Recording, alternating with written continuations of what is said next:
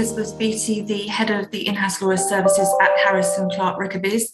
Thank you for joining us for today's session. We're going to focus today on overcoming skills shortages in UK businesses. Now, for those who've joined us before, you might notice it's slightly different today. We've actually got a webinar which is going to be recorded. That's following popular demand because many people had to take calls during the sessions, or they'd like to be able to go through it in their own time. So what we'll do is record it, and then we'll send a link to everybody as well as make it available on our website for future reference. So as I say, if you can leave your cameras on today, and then please do. It's intended to be interactive. So what we're going to have is a short presentation from our speakers today, and then I'll hand back to have an opportunity for us to deal with your questions and any comments you wish to make.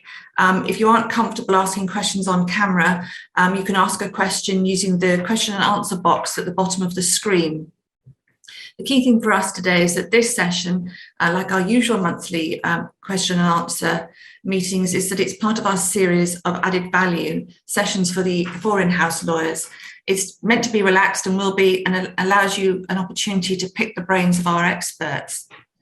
So I think it's probably time to move on to introduce my colleagues. So as I say, I'm going to hand over shortly to my colleagues in our employment and immigration team. Firstly, we'll have Rebecca Kirk, who's a partner in the employment team, who works extensively with in-house lawyers. And then my colleague Lynne Adams, who's a legal director and the head of our immigration team. Once they've gone through a few slides with you, we'll then hand back to me, and then we'll open up the panel and I shall field the questions for you. So, Rebecca, shall I hand over to you?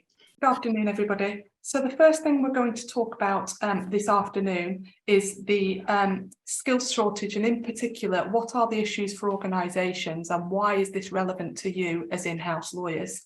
Anecdotally, I think I would say that in my experience, every business that I speak to as an employment lawyer, without exception, on a daily basis, mentions to me the issues that their businesses are having with regard to the skills shortage and recruitment and retention.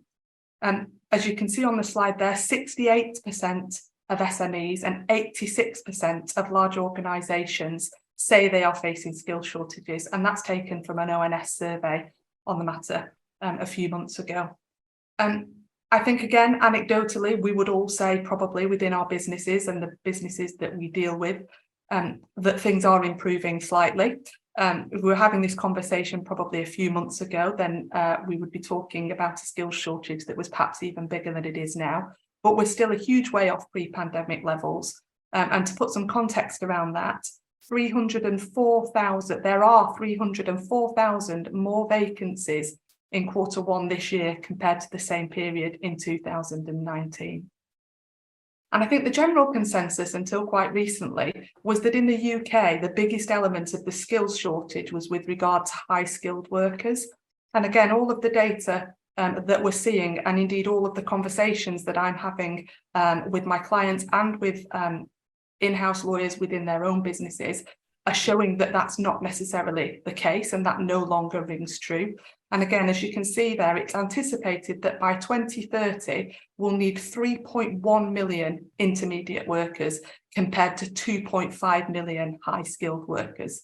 So this idea that the shortage strictly relates to high-skilled workers is absolutely no longer the case, and it's anticipated that will become less the case as we move forward. And I think that probably feeds into the point that I mentioned at the beginning, that this issue is facing all businesses and all organisations, whatever their shape and size and whatever their industry. Of course, it varies. Some people are having a harder deal than others. But overall, it is affecting everybody. And that's why we would say that it's very, very relevant to you as in-house counsel, regardless of the business that you advise. And the developing skills shortage trend could actually drastically impact the UK economy. Forecasts from the Learning and Work Institute show a reduced economic output of about 120 billion by 2030, which is huge. Rather worryingly as well, it's reported that there is a mismatch between skills learned in education and skills that the future economy will need.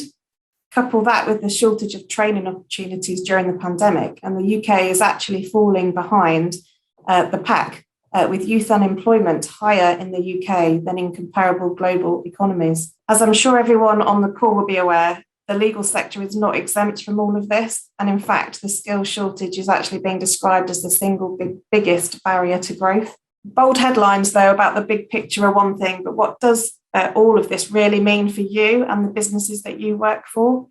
Well, our clients are telling us that it's been really challenging. So clients are finding it really challenging to compete, to attract the people with the skills that they need. So they're having to compete a lot more. Clients are telling us that they're having to use recruitment agencies, which in the past they've never had to do. And the last quote on the slide there is actually from a client of mine who's a leading UK renewable energy company who need qualified engineers and mechanical engineers, who report that the struggle to recruit is not a recent one. They've been experiencing skill shortages for the past 5 years, probably longer. And they say that their struggle is as a result of previous governments focusing on academic over vocational learning, meaning that there are fewer qualified engineers and mechanical engineers coming through to replace people that are retiring. So it's a big issue, and potentially one that's been around for a lot longer than perhaps we've realised.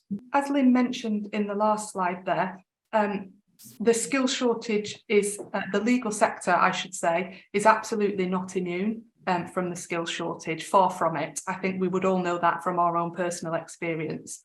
And what we'd like to do now for a brief amount of time is dig down into that a little bit and look at the recruitment landscape for in-house lawyers. So a recent article from the Law Society on the 9th of June of this year, so very recent, describes the last 2 years as a boom period for the in-house job market.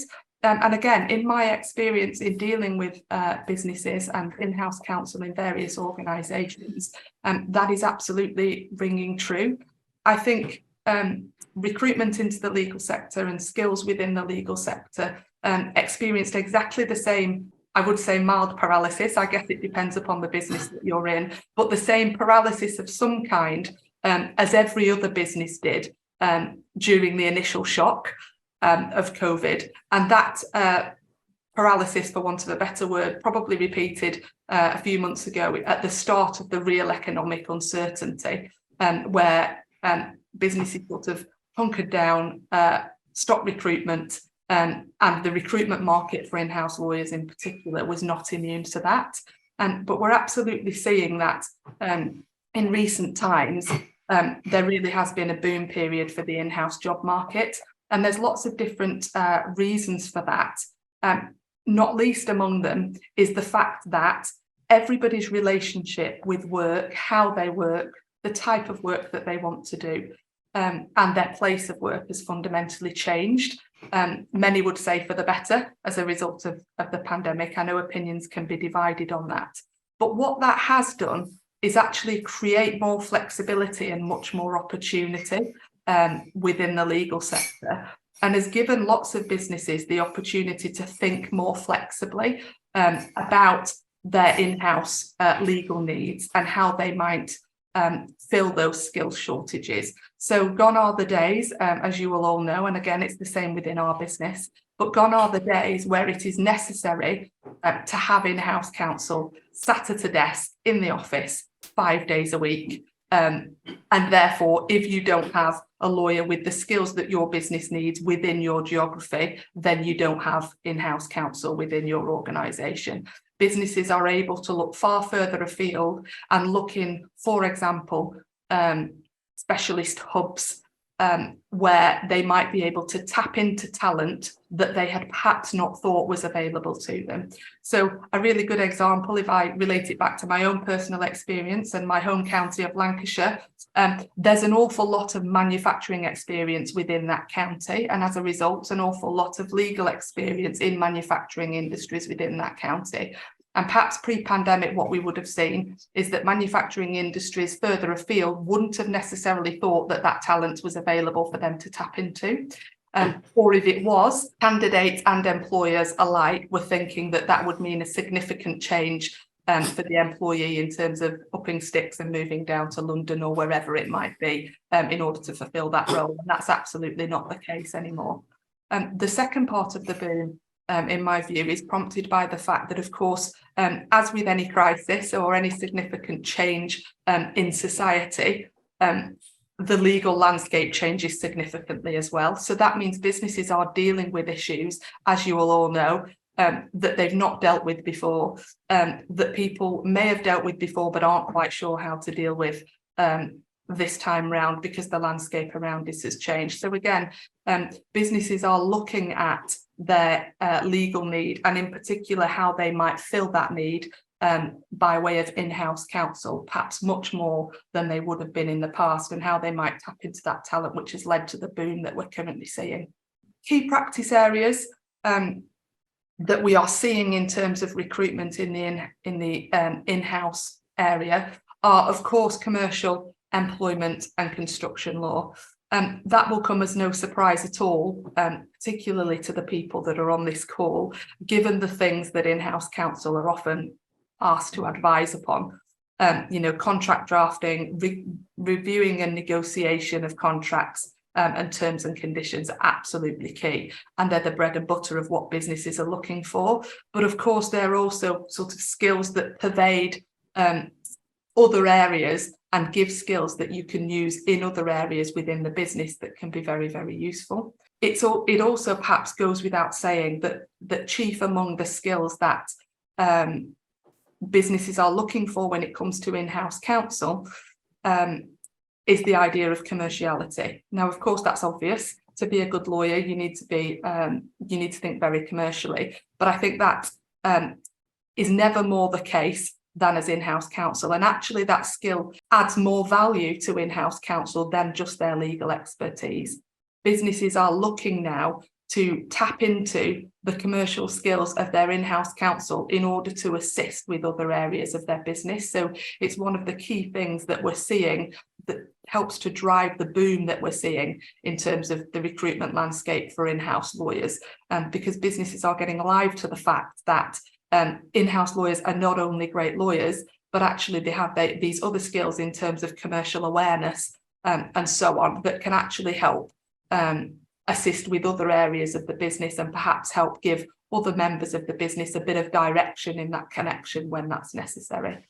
And as you can see there from the final bullet point, and feeding into that, is that in-house counsel have always been seen, in my view, with anybody with any experience of dealing with in-house counsel, are being seen as business facilitators. A part of that is that you can communicate well with different skill sets. Of course, on a day-to-day basis, as in-house counsel, you are dealing with all areas of a business, and that involves dealing with lots of different people with different roles within the business. But it also means, in my experience, that what we see with in-house counsel is that it's a requirement of the role to be on the business rather than in the business. And that is a real skill, because it means you have oversight of what is going on across the business. Of course, as a lawyer, you should have some level of objectivity anyway. That's, again, part of our bread and butter. But actually, if you are on the business rather than in the business on a day-to-day basis, focusing on a particular project, again, that can be very useful in terms of wider oversight and helping the business move forward in terms of plugging its other skills gaps, which we'll go on to talk about in a minute. So there are several routes that businesses, and in particular in-house counsel, can take to help the business tackle their skills shortages. But we've highlighted just three for the purposes of this presentation. And in our view, probably the three that are most relevant to your role as in-house counsel and most speak to the skills that you have as in-house counsel that may enable you to assist the business, the wider business, to address any skills shortages that you have. So the first one is assisting the business to create a truly competitive employment proposition, working with the HR director to create that proposition and avoid any employment law issues. I think it's fair to say that probably in most businesses, the HRD, if there is in-house counsel, will come to counsel for legal advice about the obvious things within the employment contract. Can we pay this amount? Can I include this restriction on activities post-termination? All those obvious things. But I think in the current climate, because of the point that I have mentioned about in-house counsel being on the business rather than in the business. And because of the other point that I mentioned about in-house counsel often having a great skill set in being able to and often communicating with different areas of the business, lots of different people, lots of different personalities within that business. As in-house counsel, you have a really great advantage in being able to help the HRD come up with a wider, more competitive employment proposition. And that's really important in today's market and is invaluable because all of the surveys, all of the statistics and all of the data show us that, as I mentioned at the start, people's attitude towards work has fundamentally shifted, and long gone are the days for most people where a high salary was enough to clinch the deal. I want to go to this company, they're paying me enough, and therefore that is enough. That's simply not the case anymore. And people are looking at a more holistic package in terms of an employment proposition that includes things like, is their work purposeful? Are there flexible working opportunities? Is the business dynamic in its approach? Does the business have a strong CSR agenda? Is there a cause that I can get behind in this business? What does the career progression look like? And as in-house counsel, you're really well placed because not only do you understand those issues, but actually, as I mentioned, you're across the whole business and have visibility on those things and can help the HRD think creatively about those things. And then, of course, make sure that those things are implemented in a way that avoids employment law issues and protects the business from any significant potential risk. The other point that I would say is that in-house counsel by themselves are extremely valuable to an organisation. I think lawyers, and particularly in my experience, in-house lawyers, and I say that from experience of having been an in-house lawyer, often aren't very good at shouting about their business. And I think we often think that our role is to support the business, to facilitate business, to provide advice, to keep all of that confidential. And it isn't often in-house counsel who are in the public domain shouting about their business and why it's a really great place to work, what the successes of the business are. That is often the marketing department, it's often the MD, it's often the salespeople within the organisation. But again, as in-house counsel, you've got a really unique advantage in that you are over the whole business. You're seeing those wins as they happen and you're able to shout about them. To be in-house counsel, you've got a really strong skill set in terms of, personality is key. Again, you're speaking to all kinds of people in different ways all of the time. And that can really shine through in terms of making people realise that actually the business that you're working in is probably a really great place to work. So I would say another thing that you can do as part of helping create a truly competitive employment proposition is use your own voice to add to that and amplify that message really publicly to the extent that you're able to do that. And again, linked to that is upskilling your existing workforce. So again, you're over that business all the time. You're dealing with people all the time. You know where the real strengths within a business lie. You know where the weaknesses within a business lie. And dare I say, you probably know where the strengths and weaknesses within individuals lie that may go unnoticed to other people. Because again, they're in the business and they're perhaps focusing on one particular element. So you're really well placed to be able to say, well, actually, we're looking at this particular skill gap over here, but over here, we've got this person who is in this role. On its face is completely unrelated, but I know because of X, Y, Z that they have done, they've got real potential to be able to do A, B, C. And have we thought about that as a proposition? Great. So we've looked at creating truly competitive employment proposition. We've looked at upskilling your existing workforce. The third route that we feel is important to help businesses to tackle skill shortages is to look further afield. And many clients are seeking advice on hiring talent from outside of the UK. And just pausing a second there, it was expected, given that the heavy reliance on EU workers in the UK, which was about 3.5 million, so it's a lot of EU workers, that the floodgates would have opened in terms of organisations considering becoming a sponsor licence holder to continue being able to recruit EU workers. However, as a result of borders were then closed due to the COVID pandemic, that expected response from UK organisations was delayed. The pandemic's impacted on business financially, and in some cases has changed the work priorities of staff. So there's quite a few factors which have culminated in the current skills shortage issues. But over the last 12 months or so, we've seen a resurgence of inquiries from organisations wanting to know what their options are to recruit talent from outside of the UK. And our instructions in the firm have on sponsor licence applications have increased significantly, which is also highlighted with the stat on the slide, with sponsor licence applications increasing by 73% since Brexit. And we're certainly seeing the results of the additional inquiries into the office. So that's a nice segue into the next slide, which is our final slide, on the recruitment of non-UK nationals into your business. And there are various options available to assist with recruitment of non-UK nationals, and they fall into two broad categories. There's sponsorship and there's non-sponsorship. Firstly, in respect of the sponsorship route, for those that are not familiar, a licensed sponsor is an organisation that's authorised by the Home Office to sponsor an overseas national to work within its business in the UK. Licensed sponsors are actually seen as gatekeepers. They're relied on to act in accordance with immigration laws, various Home Office guidance, and also with wider UK laws, which includes employment law and also the prevention of illegal working. The issue with sponsorship is that significant trust is placed in licensed sponsors by the Home Office, and by sponsoring an overseas national, the sponsor is agreeing to take on various reporting and record-keeping duties regarding that overseas national. And it's therefore very important to be aware of the duties and obligations that come with sponsorship, as well as the repercussions of getting it wrong, which can actually include sanctions up to revocation of the sponsor licence, so having that sponsor licence taken away.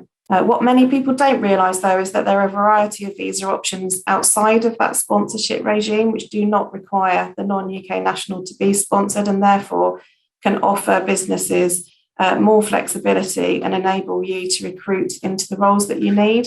For example, where someone's studying in the UK on a student visa, they can quite easily switch to a graduate visa, which will permit them to stay in the UK for up to 2 years before you need to consider whether you actually want to sponsor them on a longer term basis.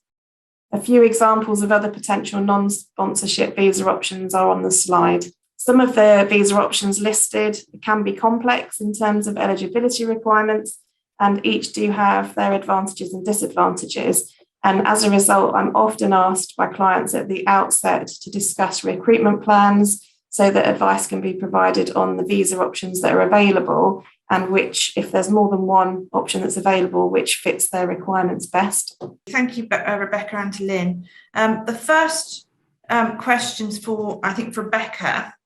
As in-house counsel, how can we support our business to recruit and retain talent, particularly when the majority of the vacancies aren't in legal services? I think that's a really relevant point, Beth, and it's a question that I think is often asked by in-house counsel, not least because, let's face it, most in-house counsel have quite enough to do and won't necessarily be immediately aware of a vacancy within a separate department within the business.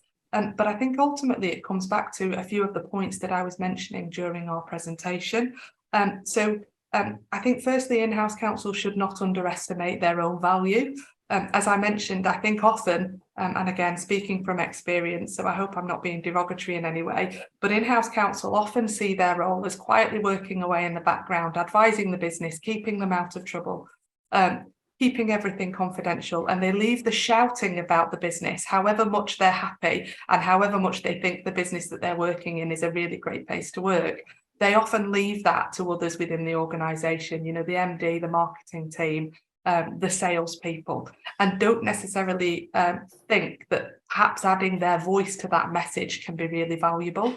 But from my perspective, it really can be extremely valuable because, as I mentioned, in your role as in-house counsel, you are over the whole business. Chances are, if something really interesting has happened within the business, something really exciting, something that has prompted real growth, something that has affected the community, whatever it may be, chances are as in-house counsel, you have at least heard about that and most probably been involved with that. So simply adding your voice to that that message that the business is trying to portray about how great a place it is to work, and the wider offering across the business, I think can be really invaluable, because it shows things that perhaps other people within the business aren't thinking to shout about, but it also shows the diversity within the business and the different number of roles that are within the business. It may be, for example, that a potential recruit doesn't know that there's an in-house legal department, and that they'll be able to tap into that as part of their role. They might not necessarily realise the weight behind the business, that they've got that capability, and the suggestion that that gives about the types of issues that the business is dealing with. I think secondly, as I mentioned, in-house counsel are really well placed to help HRDs and help managers within the business really create that really attractive employment proposition, because part of our role, of course, is to think laterally. We're supposed to think about things that perhaps other people aren't thinking about. We've got that advantage of being over the business rather than often in the detail of a particular project. I know we're, of course, in the detail very much so when it comes to the legal issues, but the day-to-day workings of the business, and something that, you know, often if you're working on a project you can get bogged down in. We've got the benefit of being able to step back and step away from that as in-house counsel and think more holistically about what that employment proposition might be. As I say, looking at things aside from salary, so flexible and hybrid working options. You know, is the work that people are being asked to do purposeful and meaningful? Is there a CSR agenda that people can get behind? What's the business's why? One of the really key things for recruiting and retaining talent has always been the case, but is definitely the case now, is that why this business in such a hard recruitment market, why this business and not another business? And again, I think in-house counsel are really well placed to understand, firstly, and secondly, to be able to articulate that why, and therefore help the HRDs and perhaps the wider recruitment managers to articulate that why in order to attract the best candidates. It's really helpful. Thank you very much, Rebecca.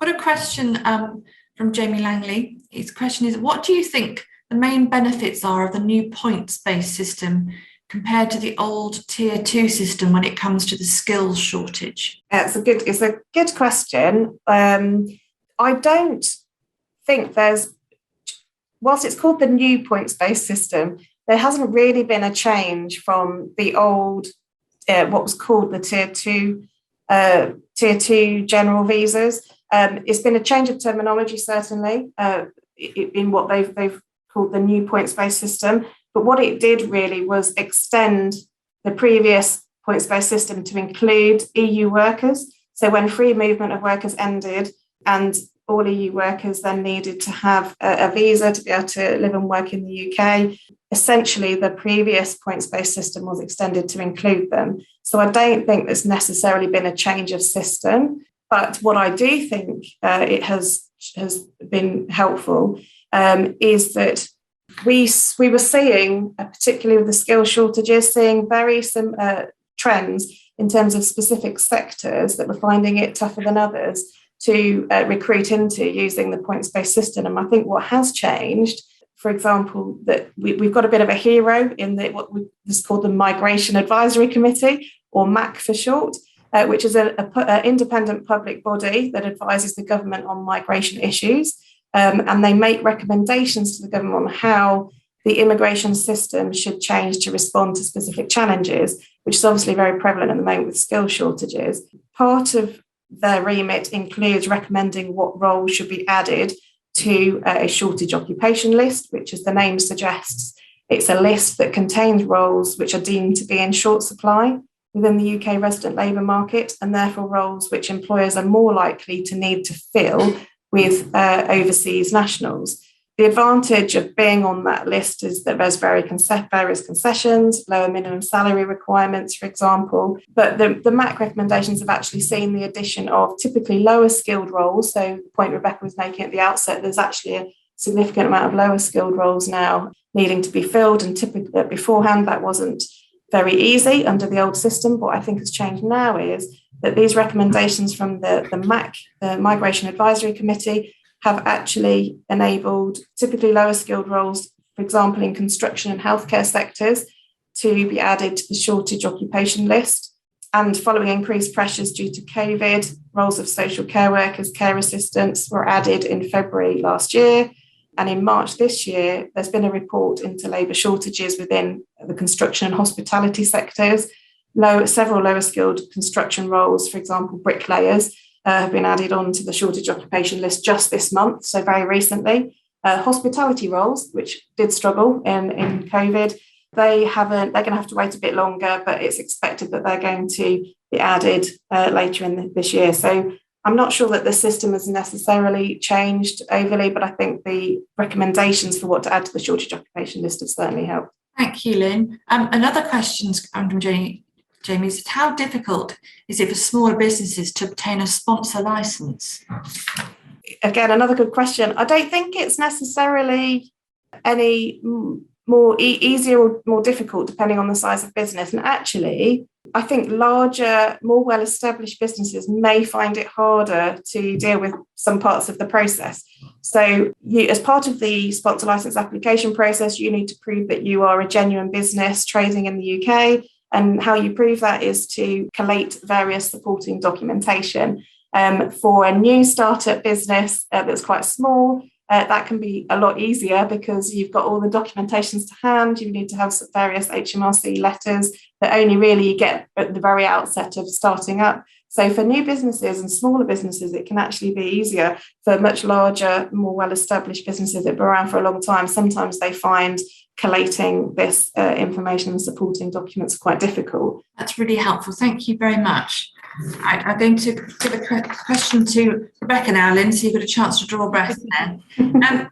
Rebecca, is the concept of the everywhere office for in-house counsel, what are the issues that they need to be aware of in relation to that concept? So the business is protected whilst staff feel supported to work anywhere. Yeah, thank you. Again, a really good question.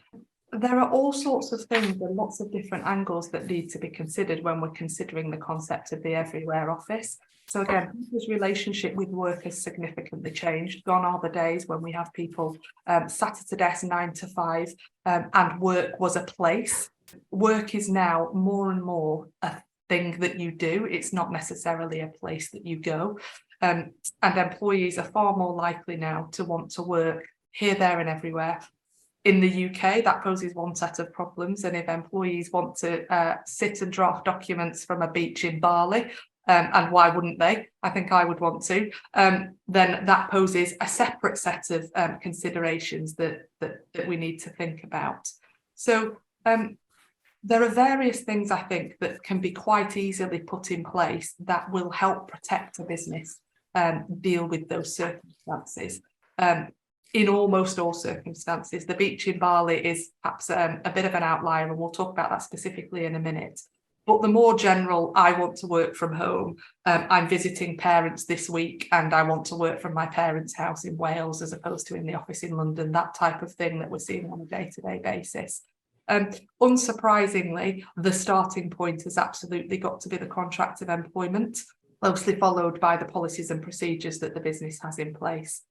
So inevitably, it's about making sure that the contract of employment is clear about the place of work. And if there's an expectation that the place of work, or there'll need to be a requirement to bring employees into the office or into a particular place at any given time, that's reserved in the contract of employment. The last thing I think even the most flexible of businesses want is to have employees that need to be in the office or in a particular location sometimes saying that they've got a contractual right to work elsewhere simply because that's been allowed for a period of time or has been agreed in certain circumstances. I think it's also really important to consider the information, and this has always been relevant regardless of where people are working, but the information that each individual employee will have access to as part of their role, and thinking very cynically about the damage that can be caused if that information was to get into the wrong hands, either through error or through deliberate mischief. So clauses in relation to confidentiality of information within employment contracts, of course, absolutely key. Restrictive covenants within employment contracts, again, absolutely key. But thinking about those in particular, we're used to thinking about, for example, including a geographical restriction in an employment contract. So the classic thing you might read is that you can't work within a competing business within 3 months within a 10-mile radius of the office. Well, actually, if somebody isn't working in the office very much, then that becomes completely useless, doesn't it? And I think that's particularly important to consider where you've got employees that have been in the business for a long time, and therefore their restrictions were drafted on one basis, i.e. the old-fashioned 9 to 5 work is a place that you go, not a thing that you do.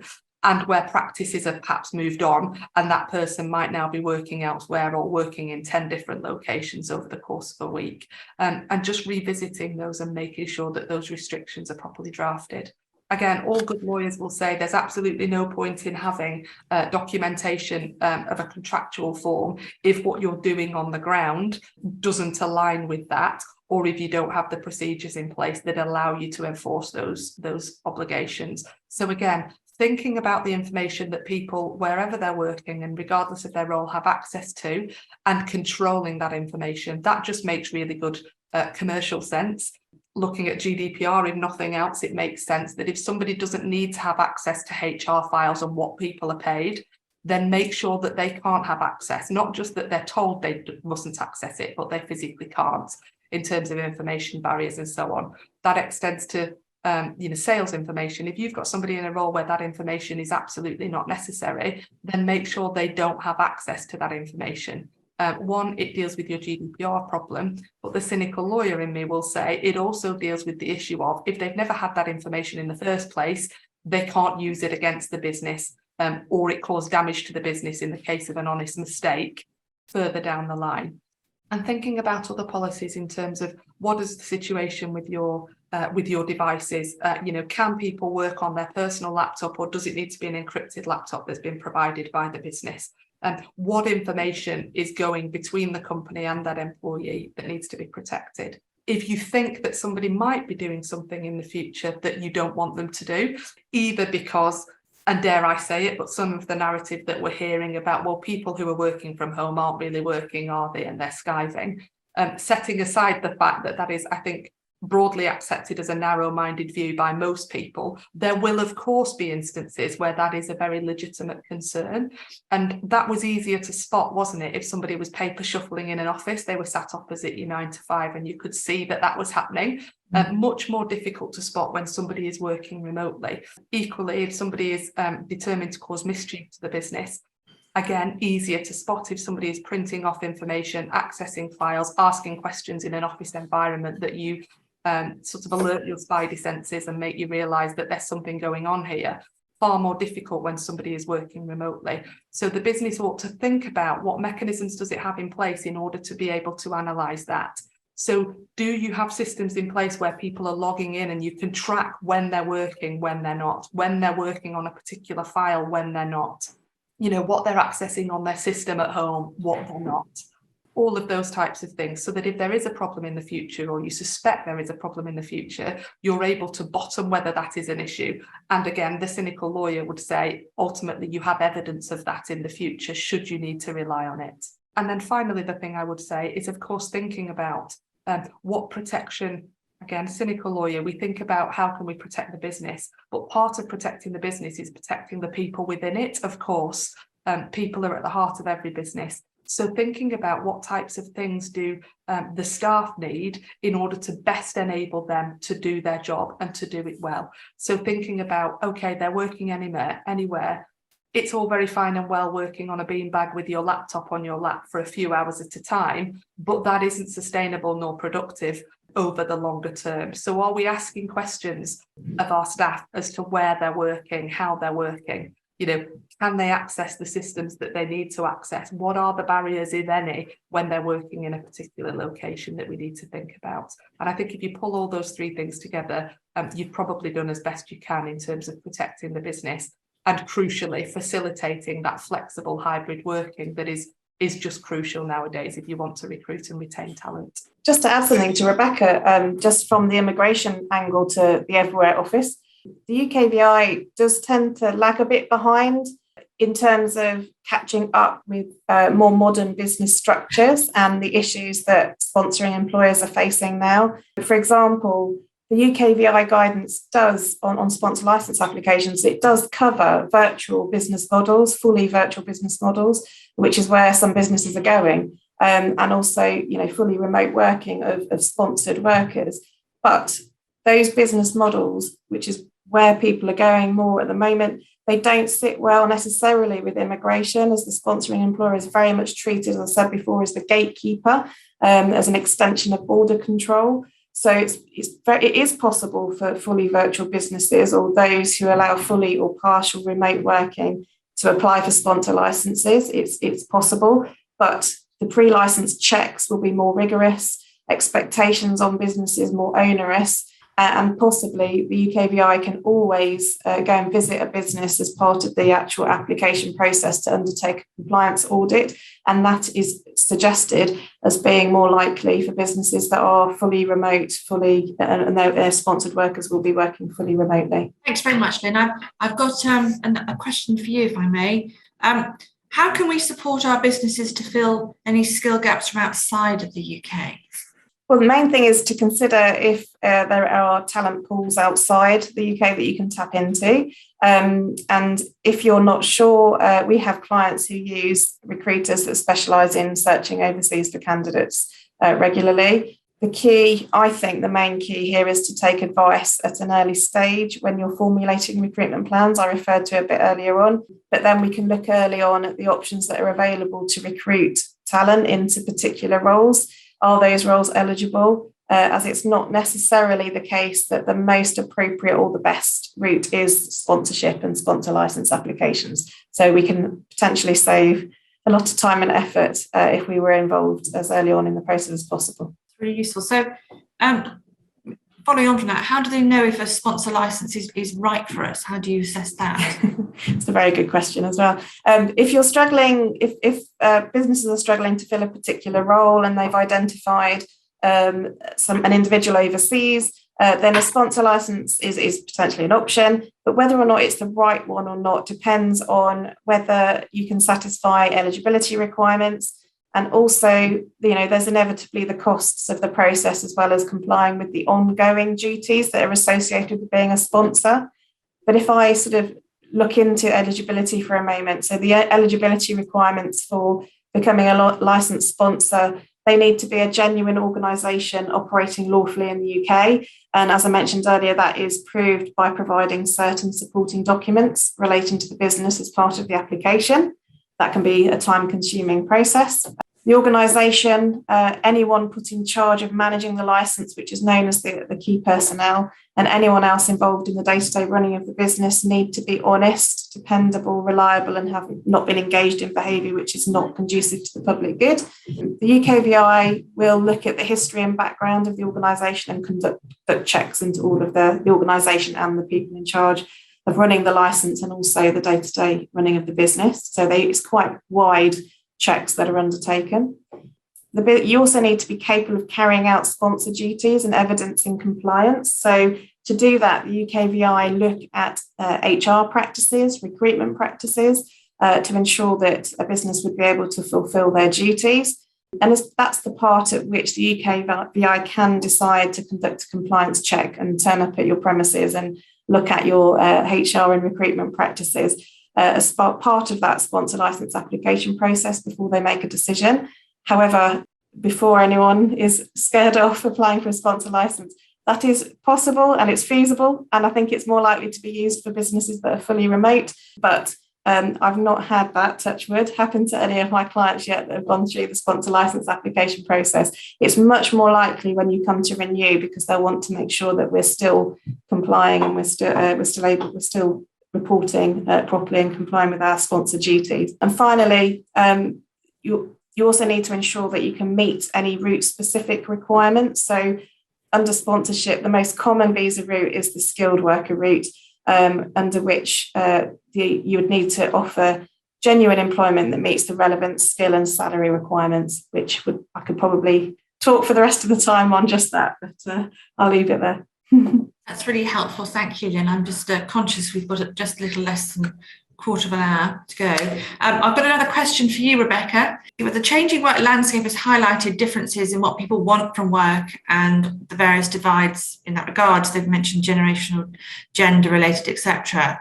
But how do they manage that as a business to ensure that everybody is treated fairly and equally, and that those divides do not expose the business to risk of discrimination claims? Quite a loaded question, that. Sorry. It is a loaded question, but I think it is a question that lots of businesses and particularly lawyers ask themselves. Of course it is, because that's it's fundamental, isn't it?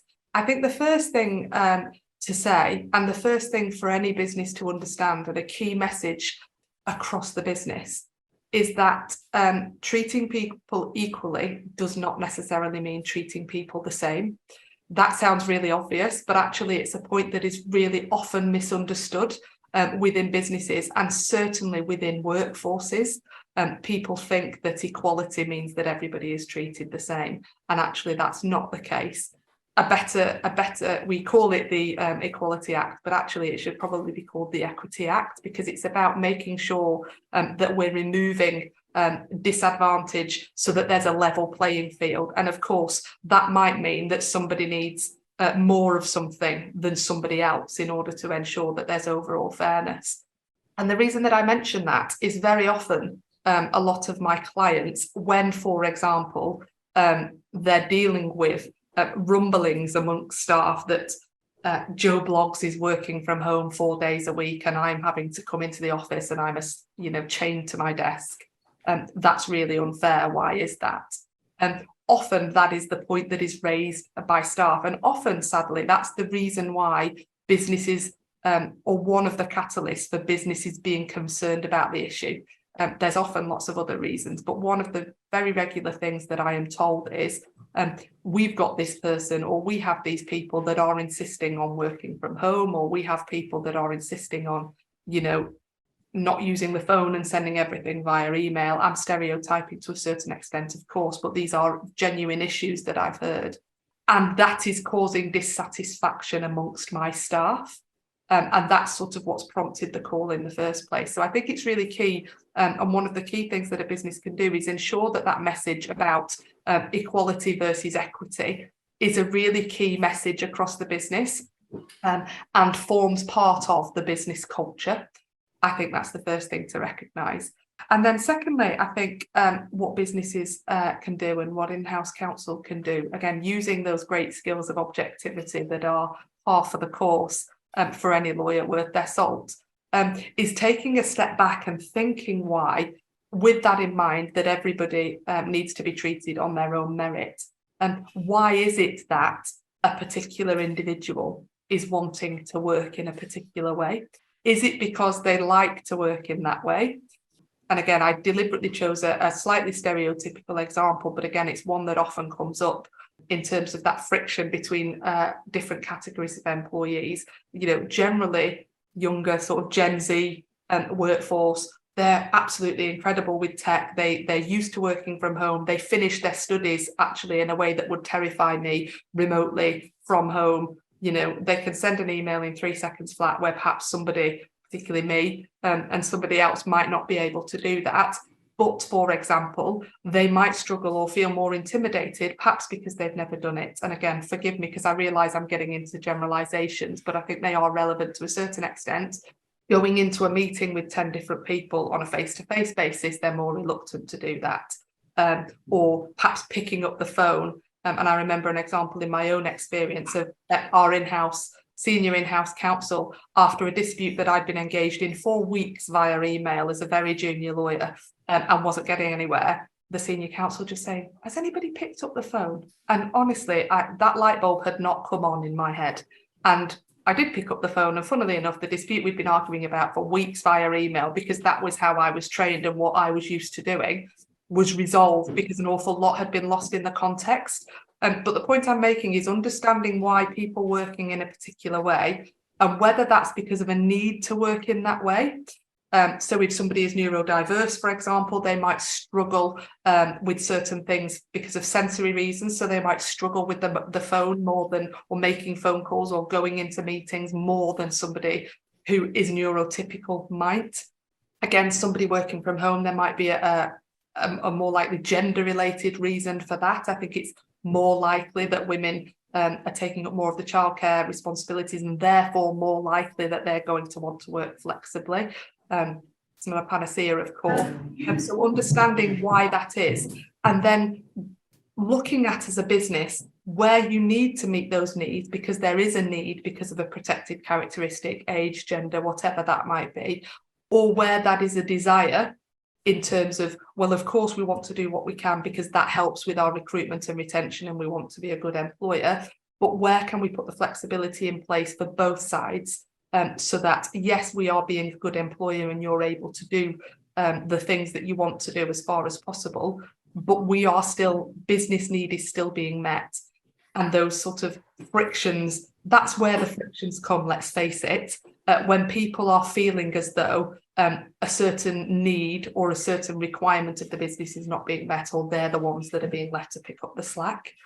So I think it's about those tackling those thorny issues from the start and getting a real understanding as to the why, and working back from there. So the why of the individual and the why of the business, and coming up with a realistic proposition from that point, rather than just making assumptions, really.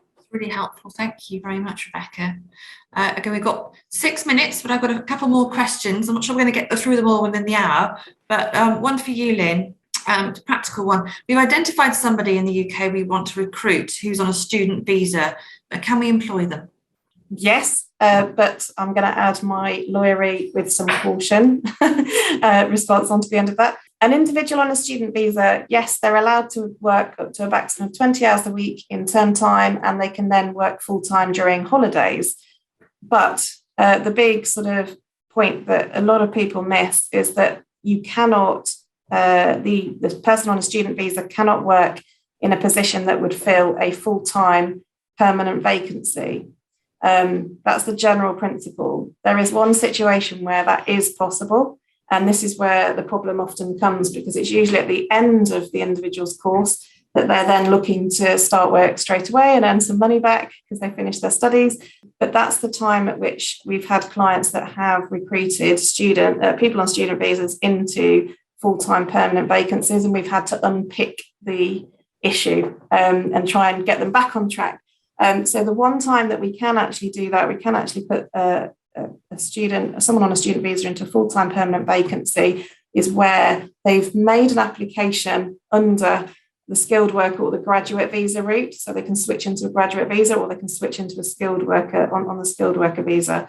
Once they've made that application, provided they were studying a full-time course at degree level or above, which most students do, and the application was made when they were had a valid student visa, and the decision hasn't yet been made, they can start working on a full-time permanent basis. Until that point, we have had to unpick issues for clients and put in place pretty quickly fixed term contracts to try and make it look like they're not actually in a permanent full-time role, and very quickly actually put in applications, because as soon as that application for a skilled worker or graduate visa goes in, they're fine, and they're allowed to rely on the exemption under the rules. Yeah, it's a tricky one, and one that people do get caught out on, and we've actually stepped into probably about 5 or 6 of these situations over the last sort of 6 months. Yeah, that's really helpful. Thank you ever so much.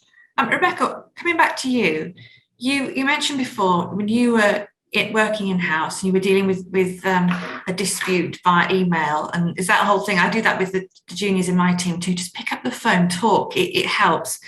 It links into this question that many GCs, in-house lawyers, whatever level, they're so busy, pulled in all different directions.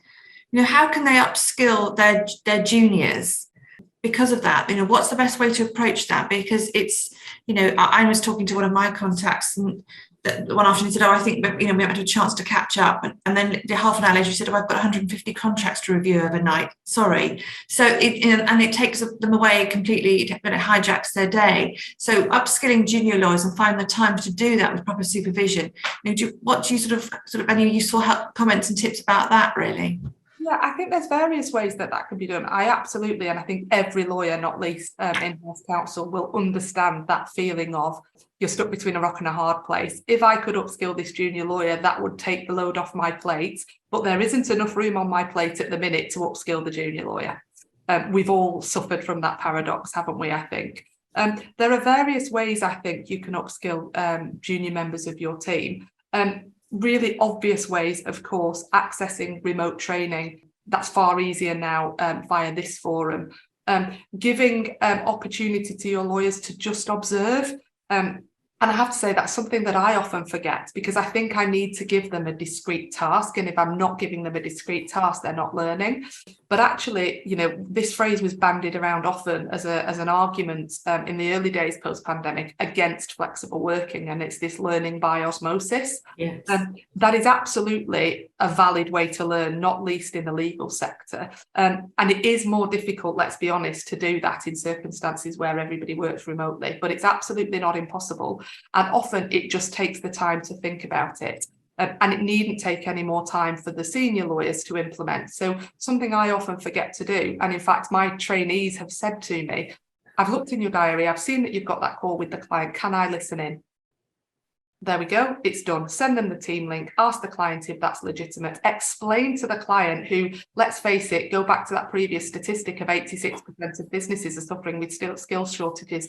They will understand if they're decent, that it's really important to upskill people and let them listen in, and they can take the note whilst listening in. So that takes something off your to-do list as well, because they're taking a note of the conversation whilst learning by osmosis and listening in. Another thing that I think often, and again, something that I really often forgot as in-house counsel myself, is you don't necessarily need to be the person that is supervising the junior lawyer.